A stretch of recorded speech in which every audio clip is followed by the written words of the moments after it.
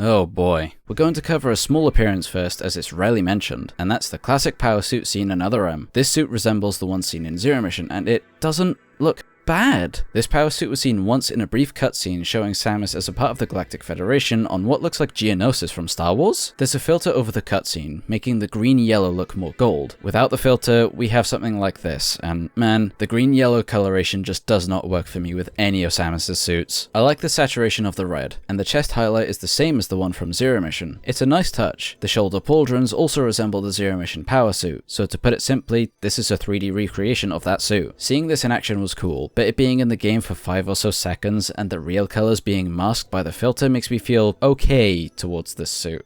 Can we stop with the piss yellow, please? Okay, so the reason why this power suit is different from the one we covered before is because this is the legendary power suit as seen from the end of Zero Mission and onwards. At least, that's what I think is the case. You can never tell with Other M. The suit overall is incredibly sleek, but I think a bit too sleek. There is essentially no bulk to the design of this suit, bar the shoulders, and that is by design. It's to give Samus a more agile and feminine appearance, but I think an entire series did a better job of that every time. The worst part is that, in motion, the suit sounds and feels like a costume rather than a walking tank with power behind it. I haven't covered how a suit feels too much in this series, as that's hard to relay, but going from Prime to this, you will understand what I mean. I will say, I like how the joints in the hand are. This was carried over into Metroid Prime Remastered, funnily enough. The helmet also gives body language opportunities, which was never utilized. The colors are ugly, it's too light and sleek. A perfect way to put this is that this suit is heavily processed, which is quite appropriate for the game it's in.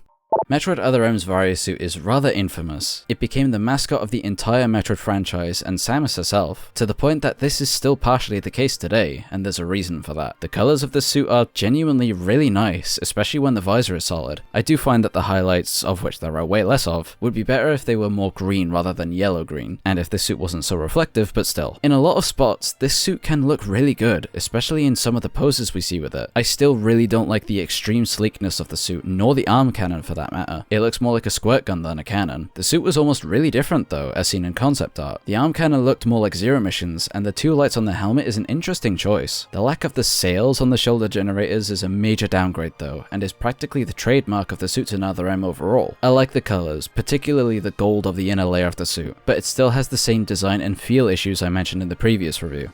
You know I'm only including this just so I can rip into it. This isn't a gravity suit, it's a gravity feature. Samus decides to activate it at the last possible moment rather than the entire game. Samus's equipment throughout Other M was arbitrarily disabled because Samus needed the go-ahead from Adam, for some reason. Powerbomb, sure, but the Varia Suit and gravity feature? Really? They do nothing but benefit Samus. Who thought that this was a good idea both in-universe and on the writing side? And this. On top of how it's unlocked, it is a disgrace in all honesty. I believe this was done to preserve Samus's Varia Suit look for cutscenes, and I cannot express how much I dislike that decision. It's just the Varia Suit that is glowing pink. When you have these that came before, this feature should not even be compared. This suit's design itself still does not change either. As it is shown normally, the gravity feature is not even worth ranking. The pink highlights are interesting though.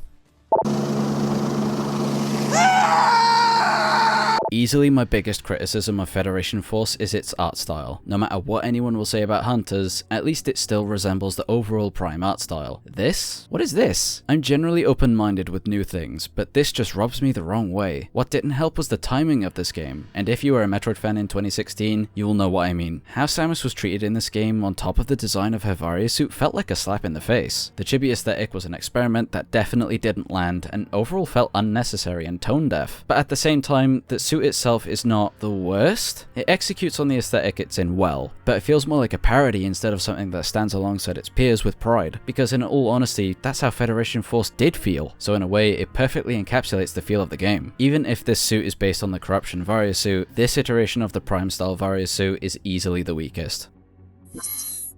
Click the subscribe button if you want to see more Metroid shorts, discussions, and lore like this.